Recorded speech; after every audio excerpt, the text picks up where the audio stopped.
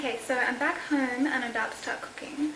And I'm going to be honest, I haven't actually done this before, so it's a little bit of an experiment and it could turn out really bad, but hopefully it won't and it'll be delicious because I'm really hungry. So, in here I've just got some tofu. I'm just like patting it dry and trying to squeeze out some of the liquid. And I'm just going to cut this into little pieces and then get that in the pan. So I got this Nasi Goreng paste from the Asian grocer. That's the brand. If you can't get this one, make sure that you check the label because the other ones that I saw had shrimp paste in them. So I just cubed up my tofu and I'm going to add some of the paste to it. And then I'm just going to fry that up before I do the veggies. Tofu is away. So my tofu is done and I just put it in a little bowl. And I've cubed up my carrot and shiitake mushrooms and just sliced up some spring onion. And I'm just going to put all of that into my pan. Veggies are in. I'm also using some Wombok, which is some Chinese cabbage. And that won't take very long to cook, so I'll put that in when the other veggies are pretty much done. So this is the bowl I was using earlier. I know it looks a little gross, but it just had tofu and the paste in it. So I'm just going to use it again to make the sauce for the rice. So I'm just going to add some of the paste. And to that I'm going to add some tomato sauce, which I know sounds strange, but I kind of like looked up what usually goes in this, and it says tomato puree, so I'm thinking that this could work.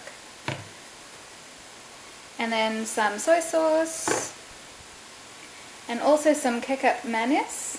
I'm not really sure how to say that, but it's basically just like really sweet soy sauce.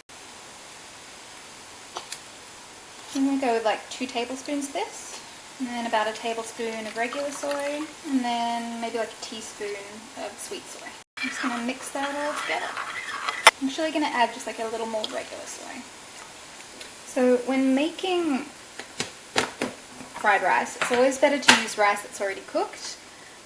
If I was planning this ahead of time, I would have used like jasmine rice or just any short grain rice, but all I've got is basmati, so I'm just going to use some basmati. And the reason that you want day-old rice is because when you make fried rice, you're basically cooking the rice twice. And if you've just cooked the rice, then it's still very soft and hot. And then when you put it in the pan, it cooks again really, really quickly, and then it's really easy to overcook it and it becomes really gluggy and soft and gross. But if you put in cold day-old rice, then you can like flavor it and season it, and then by the time it gets up to the temperature of everything else, it's already really delicious, but it hasn't really cooked much. So it's much more like piecey and still delicious and firm and good. So my veggie's looking pretty good, so I'm going to put in my Wombok. And I'll just cook this for like maybe about a minute. It really doesn't need very long, and then I'll put the rice in. Cabbage is done, so in goes the tofu and in goes the rice. Trying not to make a big mess. I've got about 4 cups of cooked rice here, and I'm going to put my sauce on now.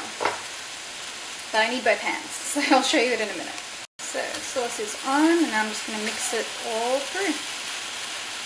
So the sauce is pretty evenly distributed, and now I'm just going to let it like fry up for a couple of minutes, and then hopefully it will be delicious. This is it all done. I just tried it and it's really good, so definitely recommend making it for yourself. So here is my bowl, and I've just got some fresh cucumber on the side, which is a pretty common way to serve it. I think because it's quite a spicy dish, cucumber is quite cooling, so it works really well. So yes, very excited. So I've basically just been eating the rest of that rice that I made and having some fruit and watching some stories, and that's about it. So I'm going to end the vlog here. Thanks for watching, guys. I'll see you next time.